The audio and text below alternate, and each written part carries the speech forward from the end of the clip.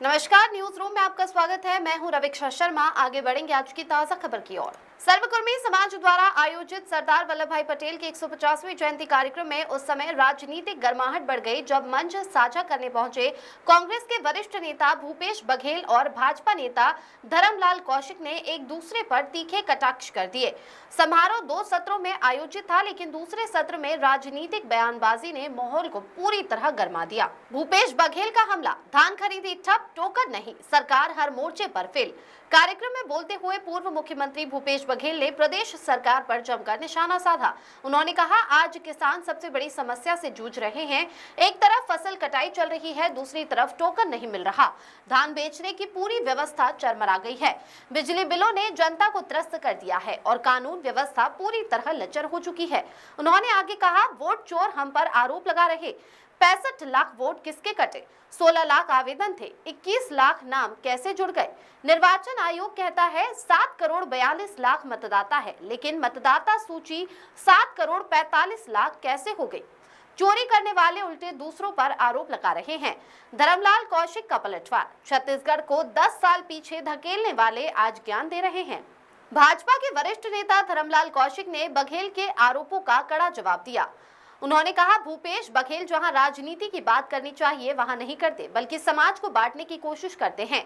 कुर्मी समाज जागरूक है और भली भांति समझता है कि इनके नेतृत्व में छत्तीसगढ़ 10 साल पीछे चला गया। उन्होंने आगे निशाना साधते हुए कहा, आज बिजली बिल, स्मार्ट मीटर, अफसरों का जेल और बेल पर होना, ये सब उनकी सरकार की देन है। डॉक्टर रमन सिंह ने 15 साल प्रदेश को आगे बढ़ाया। आज हमारे आदिवासी सपूत विष्णुदेव साय किसानों की चिंता कर रहे हैं। धान खरीदी को लेकर उन्होंने कहा, 21 क्विंटल प्रति एकड़ और 3100 रुपए प्रति क्विंटल की दर से धान खरीदी हो रही है। सरकार 15 दिनों के भीतर 30,000 करोड़ से ज्यादा का भुगतान कर चुकी है। किसानों का एक एक दाना खरीदा जाएगा। अंत में उन्होंने टिप्पणी की, समाज के मंच में राजनीति करना उचित नहीं है। अगर राजनीति करनी है तो राष्ट्रीय स्तर पर जाकर करें।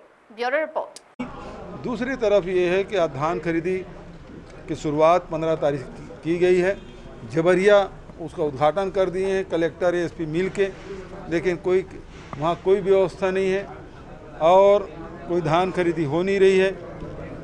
किसान अभी खेत में हैं, 1/4 फसल कट गया है छत्तीसगढ़ में, लेकिन अब धान खरीदी नहीं होगी तो किसान कोचिए के हाथ में होने पर उन्हें बेचने में मजबूर होंगे। तो सरकार अभी के हठधर्मिता के कारण से कर्मचारी हड़ताल में है। जो 15,000 20,000 रुपये तनख्वाह कमा रहे हैं उस पर FIR करोगे। सरकार के गलत नीतियों के कारण से धान, पिछले साल का धान अभी तक नहीं उठा है और उसके रिकवरी उस पर निकालोगे तो उसके लिए वो कहाँ से कर पाएगा? छोटे छोटे कर्मचारी उसकी रिकवरी निकाल रहे हैं। गलती सरकार की, ये रिकवरी निकालना चाहिए जो खाद्य मंत्री हैं, जो कृषि मंत्री हैं, जो व्यवस्था देख रहे हैं, उनके खिलाफ होना चाहिए कि आपने नीति बदली। हमारे समय में 3 दिन में धान उठाव था। धान खरीदी केंद्र से 3 दिन में धान उठ जाना चाहिए। 3 दिन के भीतर में किसानों को भुगतान हो जाना चाहिए। आपने नीति क्यों बदली? और नीति बदले और इस कारण से आज धान उठाव हुआ नहीं, और धान उठाव नहीं हुआ तो वहाँ पड़ा हुआ है और सूखत आया, सड़ गया तो शार्टेज हो गया तो रिकवरी निकाल रहे हैं। राइस मिलर के पास जो धान दिए आज तक उसको चावल जमा नहीं हुआ है। तो सारी व्यवस्था बिगाड़ने का काम, और ऊपर से एग्रो स्टेक, उसमें कम से कम 1,29,000 किसानों के लाखों एकड़ ज़मीन वो धान बेचने से इस साल वंचित हो जाएंगे। तो ये सब षड्यंत्र, इसलिए जैसे मध्य प्रदेश की सरकार धान नहीं खरीद रही है, ये भी उसी दिशा में जा रही है। बिजली बिल बहुत ज़्यादा, भाई 5 साल हमने बिजली बिल नहीं बढ़ाया, 400 यूनिट तक का आधा दिया, ये तो 400 यूनिट